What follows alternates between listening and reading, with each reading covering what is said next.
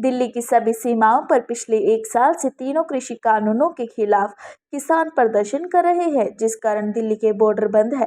दरअसल 3 कृषि कानून को वापस लेने के उद्देश्य से कुंडली बॉर्डर पर धरना दे रहे किसानों के कारण से लघु और मध्यम उद्योगों व माल का भारी नुकसान का सामना करना पड़ रहा है।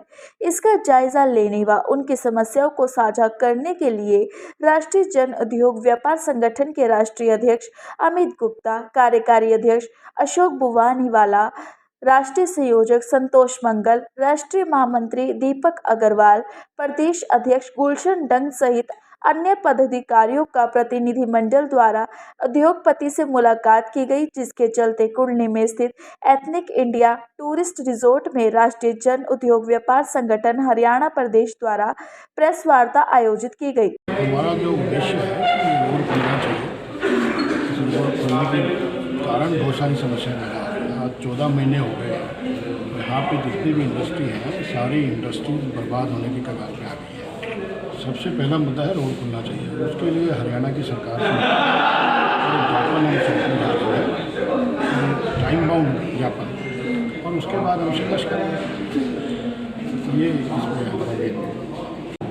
मैंने आपको बताया पहले हरियाणा की सरकार को सौंपेंगे। अगर कार्रवाई नहीं होगी तो फिर पार्लियामेंट के आगे प्रदर्शन करेंगे, धरना देंगे और भारत की सरकार से बात करेंगे।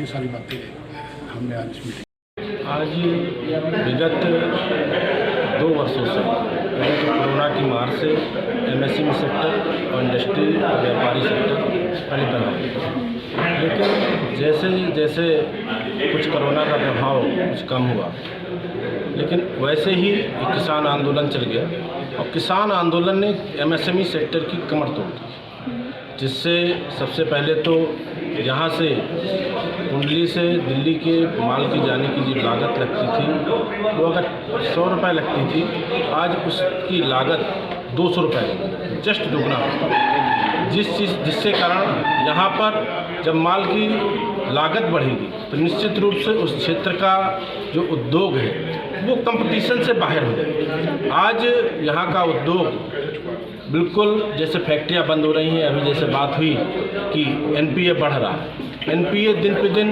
इसलिए बढ़ रहा है क्योंकि चाहे राज्य की सरकार हो चाहे केंद्र की सरकार हो, किसी तरह का पैकेज यहाँ की इंडस्ट्री के लिए नहीं मिला। और साथ ही जैसे एक रोड अगर यहाँ पर जैसे माननीय प्रधानमंत्री जी के द्वारा किसी बिल वापस लिए गए हैं तो कहीं ना कहीं स्टेट की गवर्नमेंट को और केंद्र की गवर्नमेंट को मिलकर, क्योंकि दिल्ली पुलिस केंद्र के हाथ में है, तो दोनों लोगों को मिलकर कहीं ना कहीं रास्ते की सुगमता को बनाने का काम करना चाहिए जल्द से जल्द, क्योंकि जितनी जल्दी रोड पे आवागमन शुरू होगा वैसे वैसे इंडस्ट्री का भी कहीं ना कहीं बढ़ेगी। उससे जब इंडस्ट्री बढ़ेगी तो रोज़गार भी बढ़ेगा। आज 2 चीज़ें हैं जहाँ पर कोरोना काल से और किसानों के आंदोलन से कहीं ना कहीं जो एमएसएमई सेक्टर प्रभावित है, साथ ही जो आरक्षण की प्रक्रिया को लागू किया गया है उससे भी इससे प्रदेश में और देश में, जिस तरह प्रदेश में 75% का आरक्षण यहाँ पर किया गया है, तो वहाँ पर भी इंडस्ट्री बंद होने की कगार पर आती जा रही हैं। सबसे पहले स्किलफुल लेबर की आवश्यकता है। जब स्किलफुल लेबर हो उसके लिए सरकार को पहले योजना बनानी चाहिए, फिर कोई कानून बनाना चाहिए। आज बगैर योजना के कानून बनाए जा रहे हैं। इस पर सरकार को चाहिए कि पहले कोई योजना बनाने से पहले यहाँ की इंडस्ट्री जो सेक्टर है उसके लोगों को अपने साथ बैठा ले, ताकि योजना कागज पे न रहकर धरातल पर उतरनी चाहिए।